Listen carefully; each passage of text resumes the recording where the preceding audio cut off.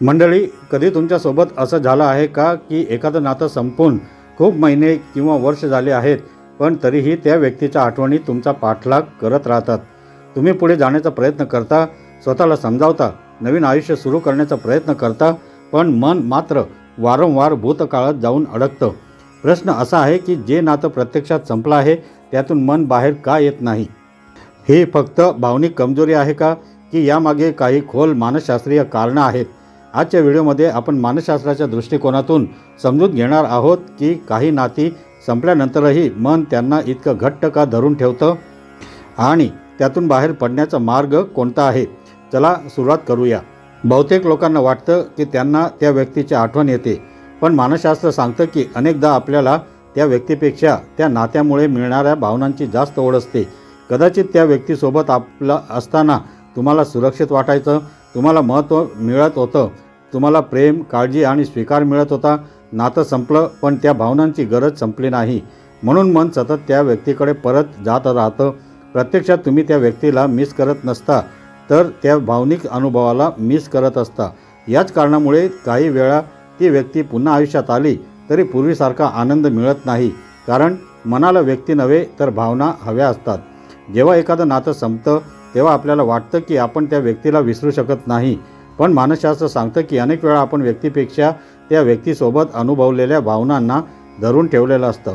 त्या नात्यात आपल्याला प्रेम, आपुलकी, सुरक्षितता, समजून घेणारी साथ किंवा स्वतःचं महत्त्व जाणवत असेल, त्या भावना आपल्या मानसिक गरजांची पूर्तता करत असतात. त्यामुळे व्यक्ती दूर गेल्यानंतरही त्या भावनांची गरज कायम राहते. म्हणून मन वारंवार त्या व्यक्तीच्या आठवणीकडे जातं. प्रत्यक्षात आपल्याला त्या व्यक्तीची नाही, तर त्या व्यक्तीमुळे मिळणाऱ्या भावनिक आधाराची उणीव भासत असते.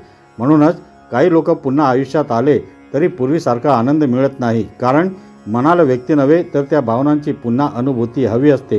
हे समजून घेतल्यावर आपण स्वतःला दोष देण्याऐवजी आपल्या भावनिक गरजा ओळखण्याचा प्रयत्न करू शकतो. मानसशास्त्रामध्ये याला झायगार्निक इफेक्ट म्हणतात. जे काम अपूर्ण राहतं ते पूर्ण झालेल्या कामांपेक्षा जास्त लक्षात राहतं. हे नात्यांनाही लागू होतं. जर नातं अचानक संपलं असेल, योग्य स्पष्टीकरण मिळालं नसेल किंवा शेवटचा संवाद अपूर्ण राहिलेला असेल, तर मनाला सतत उत्तरं हवी असतात. असं का झालं? मी काय चूक केली? तो किंवा ती परत आली असती तर? असे प्रश्न मनात फिरत राहतात. जोपर्यंत मनाला समाधानकारक उत्तर मिळत नाही तोपर्यंत ते नातं मानसिकरित्या जिवंत राहतं. अनेक वेळा लोक वर्षानुवर्ष भूतकाळात अडकून राहतात, कारण त्यांना घटनांचा अर्थ समजलेला नसतो. त्यामुळे मानसिक शांती मिळवण्यासाठी बाहेरून उत्तरं शोधण्यापेक्षा स्वतःच्या मनात स्वीकार निर्माण करणं अधिक महत्त्वाचं असतं. काळ जसजसा पुढे जातो तसतसं मानवी मन भूतकाळातील वेदना कमी आणि सुंदर क्षण जास्त लक्षात ठेवतं. मानसशास्त्रात याला रोजी रेट्रोस्पेक्शन असं म्हटलं जातं. म्हणजेच आपण भूतकाळाकडे वास्तवापेक्षा अधिक सुंदर नजरेने पाहू लागतो. नातं संपल्यानंतर सुरुवातीला त्यातील त्रास, वाद आणि गैरसमज आठवतात, पण काही महिन्यांनी किंवा वर्षांनी फक्त चांगल्या आठवणी शिल्लक राहतात. एकत्र घालवलेले आनंदाचे क्षण, सहली, संवाद किंवा प्रेमाचे प्रसंग जास्त आठवू लागतात. त्यामुळे ते नातं प्रत्यक्षात जितकं होतं त्यापेक्षा अधिक परिपूर्ण वाटू लागतं. अशा वेळी आपण त्या व्यक्तीला नव्हे तर मनाने तयार केलेल्या आदर्श आठवणीला मिस करत असतो. म्हणूनच भूतकाळाचा विचार करताना नात्याचं संपूर्ण चित्र पाहणं गरजेचं आहे. फक्त सुंदर क्षणावर लक्ष केंद्रित केल्यास वास्तवाचा विसर पडू शकतो. जेवढी जास्त गुंतवणूक तेवढं जास्त दुःख. हे फक्त पैशांबाबत नाही तर भावनांबाबतही खरं आहे. तुम्ही त्या नात्यासाठी वेळ दिला, स्वप्न पाहिली, भविष्यासाठी योजना आखल्या, स्वतःचा एक भाग त्या व्यक्तीशी जोडला, मग नातं संपल्यावर फक्त व्यक्ती जात नाही, तर त्या व्यक्तीसोबत जोडलेली अनेक स्वप्नही तुटतात. म्हणून वेदना अधिक तीव्र वाटते.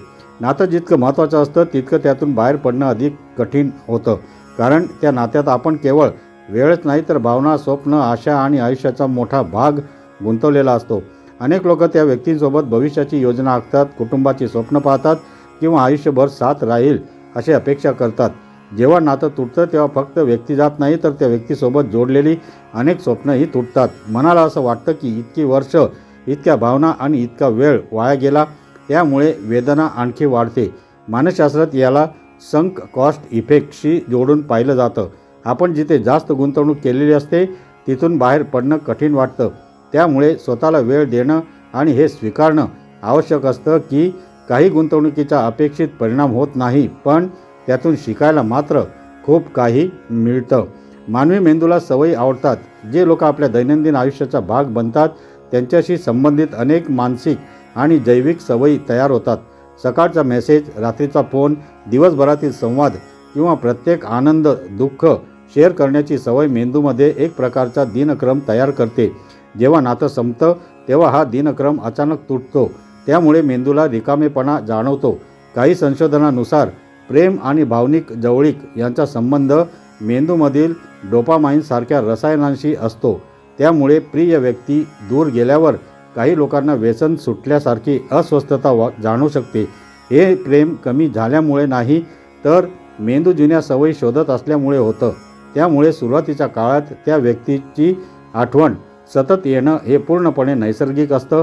हळूहळू नवीन सवयी तयार झाल्यानंतर मन पुढे जाऊ लागतं. काही नाती केवळ दोन व्यक्तींमधील संबंध राहत नाहीत, तर ती आपल्या ओळखीचा एक भाग बनतात. आपण स्वतःला त्या नात्याच्या माध्यमातून पाहू लागतो. उदाहरणार्थ, मी तिचा जोडीदार आहे, आम्ही दोघे एकत्र आयुष्य घडवणार आहोत, अशा कल्पना आपल्या व्यक्तिमत्वाचा भाग बनतात. नातं संपल्यानंतर अचानक ही ओळख तुटते. त्यामुळे मनात प्रश्न निर्माण होतो की आता मी कोण आहे, माझ्या आयुष्याचा पुढचा मार्ग काय आहे. ही ओळखीची पोकळी अनेकांना खूप त्रास देते. म्हणूनच काही लोकांना व्यक्तीपेक्षा स्वतःचा हरवलेला भाग जास्त मिस होत असतो. मानसशास्त्र सांगतं की अशा वेळी नवीन ध्येय, नवीन छंद आणि स्वतःची स्वतंत्र ओळख निर्माण करणं खूप महत्त्वाचं ठरतं. जेव्हा आपण स्वतःला पुन्हा शोधायला सुरुवात करतो तेव्हा जुन्या नात्याची पकड कमी होऊ लागते. कधीकधी आपल्याला त्या व्यक्तीची नाही तर एकटेपणाची भीती असते. नातं संपल्यानंतर आयुष्यात निर्माण झालेली पोकळी मनाला घाबरवते. अचानक कोणाशी बोलायला नसणं, भावना शेअर करायला कोणी नसणं किंवा भविष्यात पुन्हा तसं नातं मिळेल की नाही याची चिंता वाटू लागते. त्यामुळे मन भूतकाळाला धरून बसतं, कारण परिचित वेदना अपरिचित भविष्यापेक्षा सुरक्षित वाटू शकते. अनेक लोक जुन्या नात्याच्या आठवणींमध्ये रमून राहतात कारण त्यांना नव्या सुरुवातीची भीती वाटत असते.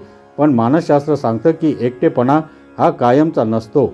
जर आपण स्वतःसोबत वेळ घालवायला, स्वतःला समजून घ्यायला आणि नवीन नात्यांसाठी मन उघडं ठेवायला शिकलो तर ही भीती हळूहळू कमी होते.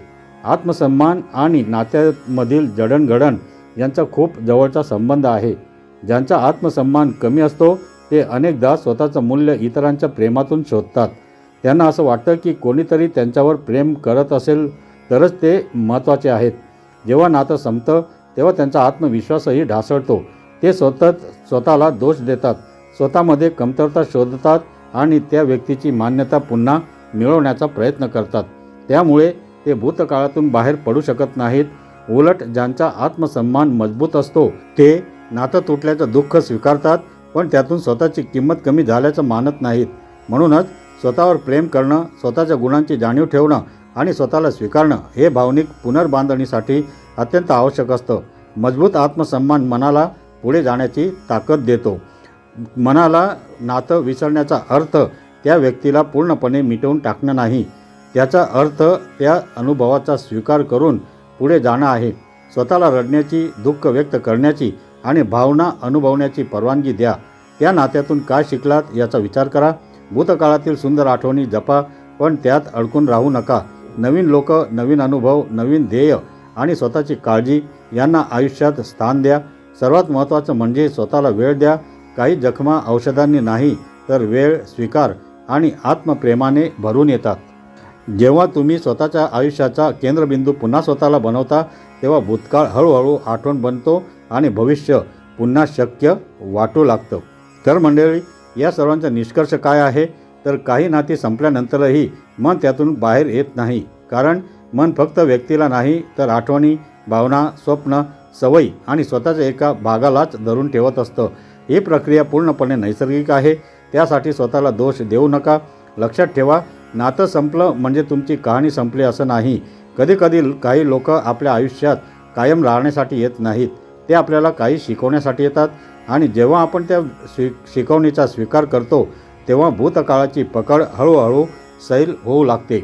जर हा व्हिडिओ आवडला असेल तर या व्हिडिओला लाईक करा, शेअर करा आणि आपल्या चॅनलला सबस्क्राईब करायला विसरू नका. पुन्हा भेटूया एका नव्या आणि विचार करायला लावणाऱ्या विषयासह. धन्यवाद.